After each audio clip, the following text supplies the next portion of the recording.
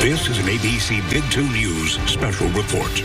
Well, it's now been more than a month since folks living in Fort Stockton and the surrounding areas could take a quick drive to their local movie theater.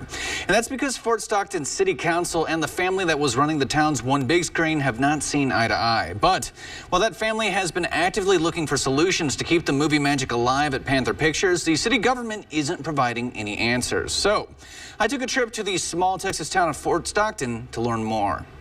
Historic Fort Stockton certainly isn't lacking when it comes to Texas charm, but the same can't be said when it comes to catching the latest blockbuster on the big screen. With a population of a bit more than 8,000, the city is home to a single-screen movie theater which is attached to Fort Stockton's convention center. But the city council has terminated the lease with the mother-son team who runs Panther Pictures. And to this day, the movie-loving family isn't really sure why. There's a lot of unknowns, right, that we've been trying to get answers for, and the people themselves have tried to figure out what is going on over here, and we're only able to tell our side of the story because the city is not telling whatever their side of the story is. Christian Berrigan and his mother Colette had been managing their mini movie theater for almost 2 years. But with both of them also working other jobs, they say they did it for both their passion for cinema and their passion for their community. So when we have people come in, as soon as they walk in that door,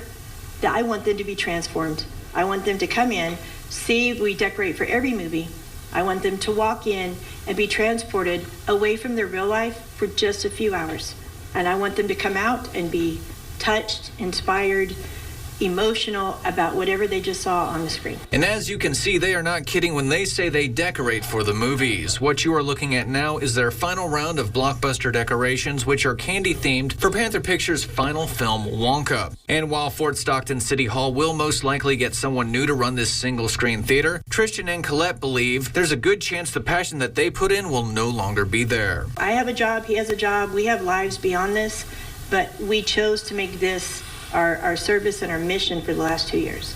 100% success rate. a labor of love. Yeah, this really was. That's why we haven't taken anything down yet. So what happened between the Berrigans and the Fort Stockton City Council? The Berrigans say that they were only informed that the city was terminating their lease due to, quote, failure to establish an amicable landlord-tenant relationship. But the Berrigans also say they got the cold shoulder when asking for a more detailed explanation. And I didn't get any answers either when I reached out individually to each member of the Fort Stockton City Council. For me as a young adult, trying to navigate the world, and to me it's disappointing that this is the way our leaders have treated this entire situation, because they're supposed to be our leaders. They're supposed to lead the way and offer solutions. And the Berrigans aren't the only Fort Stockton residents who are frustrated by the theater's closing. The Panther Pictures Facebook page is filled with hundreds of comments from angry West Texas movie fans, and a Change.org petition is urging the Fort Stockton City Council to retain the Panther Pictures lease, and it's garnered more than 800 signatures. But with radio silence coming from City Hall, the Berrigans are moving on, even though they would love a fresh start with local leaders. I don't want this to stop,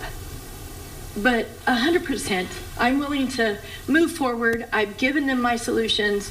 They're very logical, very simple, and I don't hold any of them in ill will, ill grudge, or anything. They could walk in and I will treat them with respect. And I know Tristan will too. In Fort Stockton, Mike Mahoney, ABC Big 2 News.